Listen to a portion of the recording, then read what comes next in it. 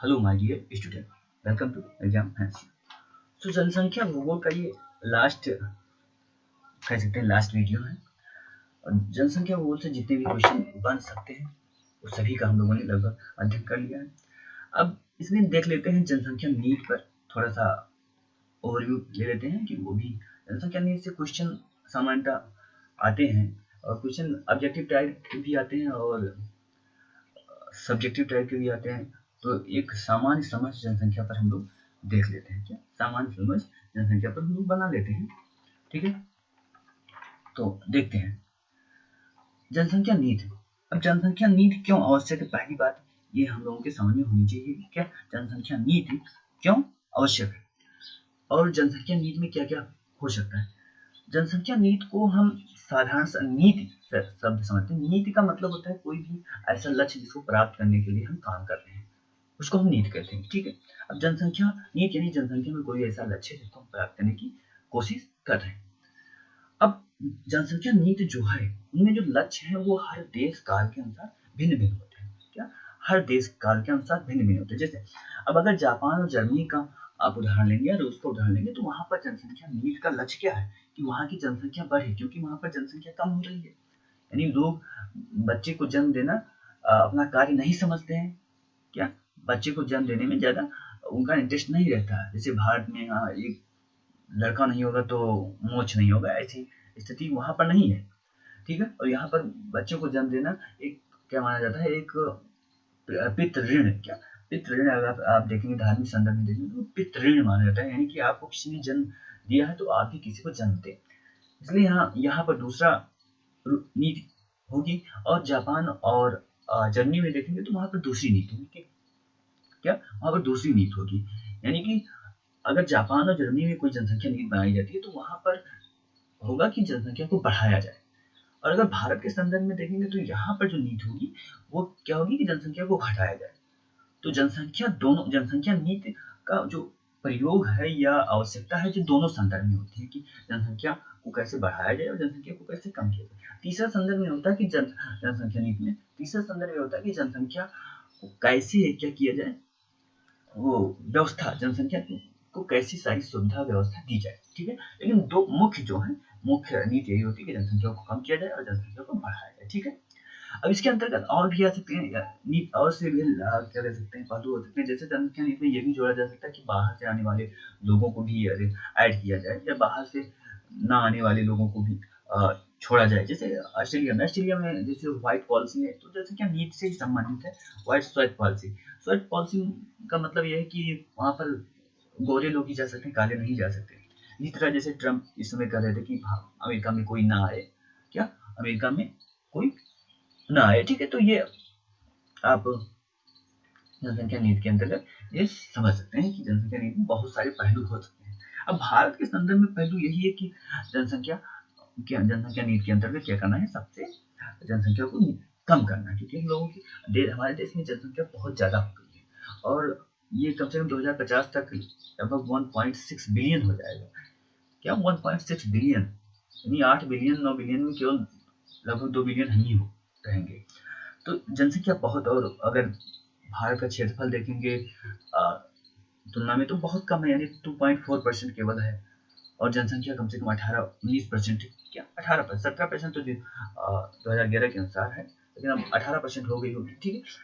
तो हम लोगों के देश में क्या जनसंख्या दबाव है, इसलिए जनसंख्या नीति क्या आवश्यक है, क्या इसलिए जनसंख्या नीति आवश्यक। अब जनसंख्या नीति का ऐतिहासिक क्या क्रम रहा है, ऐतिहासिक दृष्टिकोण कैसा रहा है उसको देखते हैं। भारत में प्रथम जो आप देखेंगे जनसंख्या नीति पर कोई भी काम हुआ है तो मैसूर में हुआ है 1930 में। क्या मैसूर में 1930 में ये पहला काम हुआ है, ठीक है। यहाँ पर क्या क्लिनिक जन्म नियंत्रण क्लिनिक स्थापित की गई थी, क्या 1930 में। तो ये भी क्वेश्चन आ सकता है कि जनसंख्या के संदर्भ में प्रथम कार्य कहाँ पर शुरू हुआ। दूसरा कार्य 1933 में होता है मद्रास में। क्या मद्रास में भी इसी प्रकार की क्लिनिक स्थापित की जाती है 1933 में।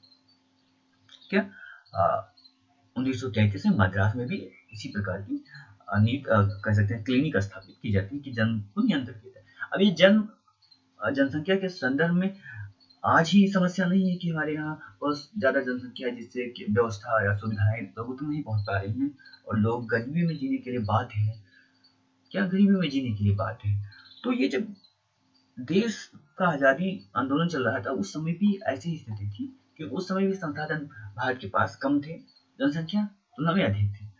तो राष्ट्रीय जो नेतृत्व करता थे जैसे महात्मा गांधी, सुभाष चंद्र बोस, जवाहरलाल नेहरू, ये लोग भी क्या जनसंख्या कह सकते हैं वृद्धि से चिंतित थे।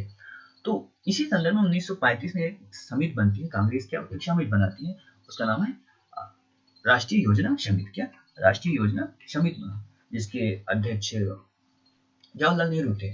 तो इसमें भी क्या जनसंख्या के संबंधित बहुत सारे क्या बोला गया था, तो बोला गया था कि जीवन स्तर के सुधार के इसमें मुख्य जैसे जीवन स्तर के सुधार के लिए क्या जनसंख्या पर नियंत्रण होना चाहिए, परिवार नियोजन एक आवश्यक अंग होना चाहिए, संक्रामक जो रोग है उनको समाप्त करना चाहिए, और जो बहुपत्नी प्रथा है उसको समाप्त करना चाहिए। बहुपत्नी प्रथा यानी कि एक व्यक्ति 5-6 औरत रख सकता है, ये सब ऐसी विचारधारा जो ऐसी क्या थी कुनीतियां थी उनको भी हटाना आवश्यक है। एक व्यक्ति क्या 5-6 वाइफ रख सकता है, ये किसी की समझ से परे है।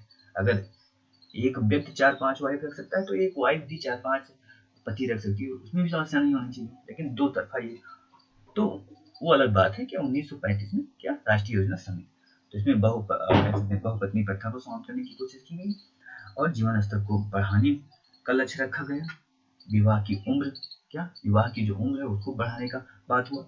ठीक है, अब आगे क्या होता है 1940 में जनसंख्या के संदर्भ में ये होता है कि काउंसिल ऑफ स्टेट का एक प्रस्ताव आता है। क्या प्रस्ताव आता है 1940 में, किस लिए? प्रस्ताव ये रहता है कि पूरे भारत में लगभग क्या ऐसे क्लिनिक स्थापित किए जाएं जो जन्म को नियंत्रण में करने का सहयोग करें, क्या जन्म को नियंत्रण में रखने का सहयोग करें। ठीक है, 1940 में। अब अगला घटनाक्रम है 1943 में। क्या अगला घटनाक्रम है 1943 स्वास्थ्य सर्वेक्षण एवं विकास, क्या स्वास्थ्य सर्वेक्षण एवं विकास समिति, क्या ये समिति है क्या 1943 में स्वास्थ्य सर्वेक्षण एवं विकास समिति की स्थापना की गई। ठीक है, यानी कि स्वास्थ्य सुविधा को बढ़ाया जाए। स्वास्थ्य सुविधा जैसे जैसे बढ़ती है जनसंख्या अपने आप कंट्रोल होने लगती है। क्या जनसंख्या अपने आप कंट्रोल है, यानी कि लोग जागरूक हो जाते हैं तो वो उतने ही बच्चे पैदा करना चाहते हैं जिसका पालन पोषण कर सके। तो जनसंख्या नीति के क्या ये हम लोगों ने देखा ऐतिहासिक दृष्टिकोण, अगर जनसंख्या नीति पर निबंध भी आता है तो आप इस ऐतिहासिक दृष्टिकोण को ध्यान में रखते हुए जनसंख्या नीति पर क्या अच्छा निबंध लिख सकते हैं। ठीक, ये है जनसंख्या, आप देख सकते हैं कितनी जनसंख्या भारत में है। अब 1949 में क्या भारतीय परिवार नियोजन संघ की स्थापना की गई। क्या 1949 में भारतीय परिवार नियोजन संघ की स्थापना की गई, इसका हम लोगों ने क्वेश्चन भी सॉल्व किया। अब जनसंख्या नीति भारत में 3 है। क्या जनसंख्या नीति भारत में 3 है, इसको हम थोड़ा थोड़ा देख लेते हैं। ठीक है, पहली जनसंख्या नीति 1951। पहली जनसंख्या नीति जो है पूरे विश्व में पहली मानी जा सकती है, यानी विश्व में जनसंख्या के संदर्भ में जो चिंता हुई सबसे पहले नीति बनाने वाला कोई देश है तो कौन है, वो भारत है। क्या कौन है, वो भारत है। तो प्रथम जो जनसंख्या नीति है उसमें क्या किया गया, कौन कौन से उपागम, कौन कौन से क्या कहते हैं अप्रोच को अपनाया गया।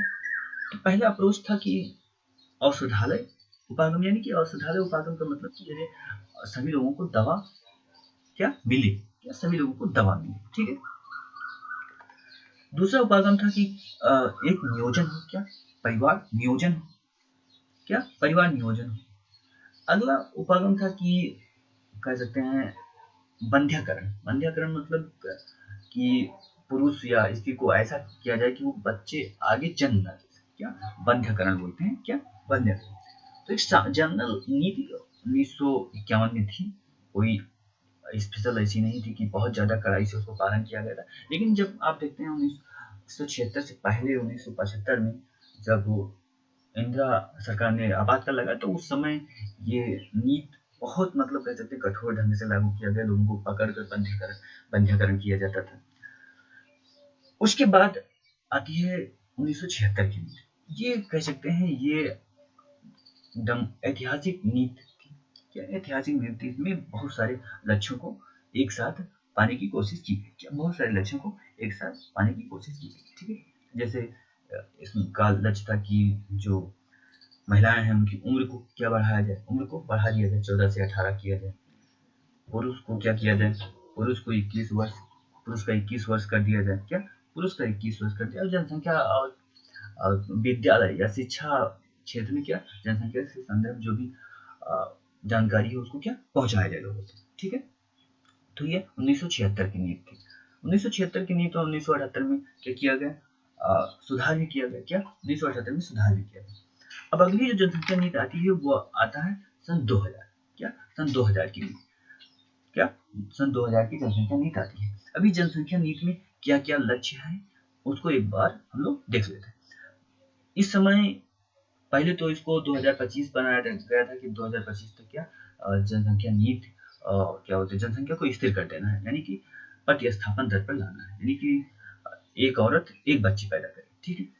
लेकिन इसको बढ़ाकर क्या कर दिया गया 2045, क्या 2045 तक, यानी कि प्रतिस्थापन दर तक लाना है, ठीक है, यानी कि जनसंख्या को स्थिर करना है। और इसका क्या लक्ष्य था 2045 तक, हम लोगों ने बात की कि 2045 तक क्या करना है, लक्ष्य यह है कि जनसंख्या को स्थिर करना है। दूसरा इसमें लक्ष्य है कि हर व्यक्ति तक क्या पहुंचे, स्वास्थ्य सुविधा पहुंचे, हर व्यक्ति तक स्वास्थ्य सुविधा पहुंचे। और जो उम्र है, क्या जो वयस्कता की उम्र है उसको बढ़ाया जाए। जैसे इस समय मोदी सरकार बात कर रही है कि 21 से 25 कर दिया जाए, 18 से 21 कर दिया जाए महिला का। तो ये भी उसी लक्ष्य का क्या है, एक कह सकते हैं आगामी कदम है, जिसे आगामी कदम नहीं कह सकते हैं, पूर्वगामी कदम है, जो उन 2045 को ध्यान में रखकर उठाया जा रहा है, ठीक है। तो 3 जनसंख्या नीति आपके सामने है, जनसंख्या नीति 1951, 1976 और 2000। इन तीनों अगर जनसंख्या नीति आता है तो ये आपको ऐतिहासिक क्या बोलते हैं दृष्टिकोण आपको देना पड़ेगा कि ऐसे ऐसे कदम यहाँ पर उठाए गए हैं। और जनसंख्या नीति 2000 को एक बार आप अच्छे से पढ़िएगा, उसमें बहुत सारे लक्ष्य होंगे। तो उसके बाद आप अगर जनसंख्या पर कोई निबंध लिखते हैं तो अच्छा निबंध लिख सकते हैं। सो आज के लिए इतना ही। और जनसंख्या भूगोल का लगभग सभी चैप्टर अब समाप्त हो गए हैं और इसमें सभी क्वेश्चनों को हम लोगों ने क्या किया, अध्ययन किया है। इससे बाहर जनसंख्या भूगोल से कोई क्वेश्चन नहीं आ सकता। हाँ, अगर आएगा क्वेश्चन तो कह सकते हैं जो तथ्य है, तथ्य मतलब कि मृत्यु दर कितना है, जन्म दर कितना है, मातृत्व मृत्यु दर कितना है, इसमें कोई परिवर्तन होता है तो यही आ सकता है। और अगर कंसेप्ट भी देखें तो कंसेप्ट इससे बाहर नहीं आएगा या सिद्धांत इससे बाहर नहीं आएगा। सो आज के लिए इतना ही, फिर मिलते हैं। Have a nice day.